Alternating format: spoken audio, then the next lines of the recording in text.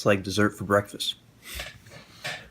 So basically what you just saw, those ingredients mixed in my oatmeal for breakfast this morning, you're looking at, that's going to be around 90 carbs, 25 protein, 17 fat.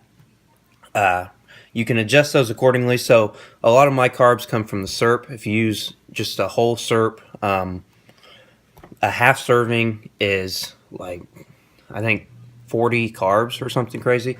But if you go to light syrup, you can adjust those carbs down to a lot lower number. So 90 carbs is pretty high for some people. If you want to use the light syrup, you can actually get that down to around 40 or 50 carbs. And then a lot of times you'll see me in earlier videos probably add a scoop of protein. So if your protein intake, if you want a higher protein intake than the 25 grams that's in this, then you can add a scoop of protein. That's going to add another, however many grams your protein is. I do usually do that, but today I expect my protein intake throughout the rest of today to be pretty high, so I don't really need it at breakfast right now. So just wanted to break that down for you guys, show you kind of whenever I'm not eating a large portion breakfast, I'll do just something like this. That way I get in my calories. This is around 540 calories. So that way I get in my calories at breakfast without having to eat large quantities of food, because oatmeal is high volume. So there you go. Make sure you try it out. The chocolate chips make all the difference. That's what turns into a dessert. So my breakfast dessert, I'm going to go ahead and finish this, and then we'll get started with our day. Alright guys, for lunch today I did have Chick-fil-A. I had the Cool Wrap with a vanilla milkshake and the waffle fries. It ended up being 130 grams of carbs, 50 grams of protein, and 50 grams of fat for my lunch. Alright Max, I have it narrowed down to 2 choices. So here they are. We have the Nike Zoom 8s or the Maxes.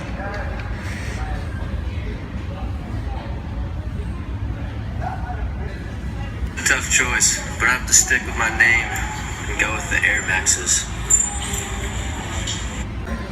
Alright, so Max chose the Air Maxes. That's what we're going to go with. New gym shoe. So excited. I needed this big time. Alright guys, today's workout was a chest and back day.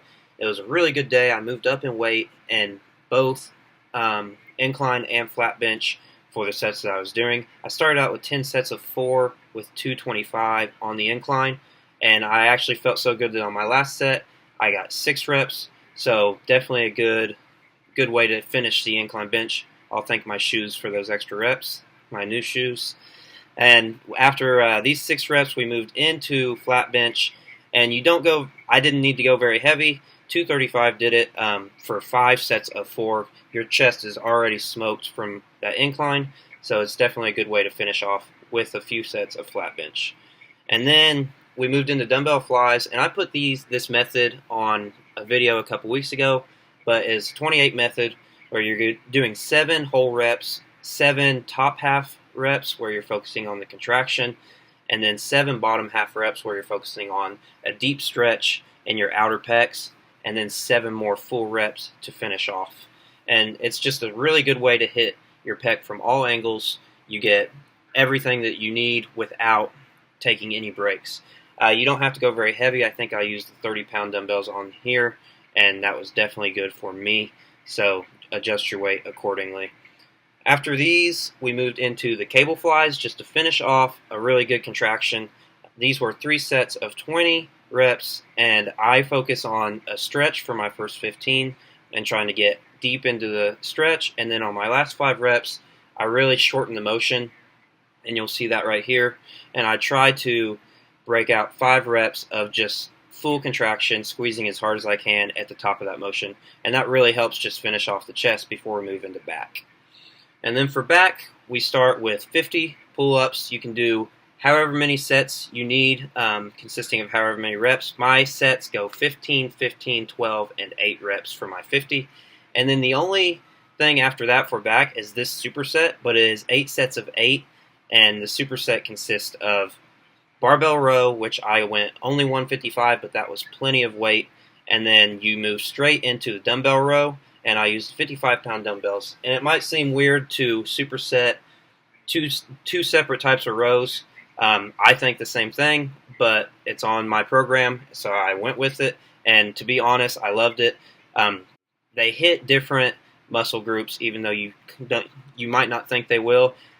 I found with the dumbbell rows, you can really squeeze your inner back, and then the barbell row is more a rear delt and lat movement. So putting those two together, not as weird as you might think, and it's a really good way to get a good back workout in a short amount of time.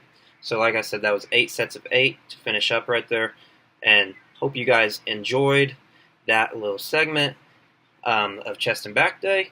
Make sure to give it a thumbs up if you liked it, hit the subscribe button, and I'll see you in the next video.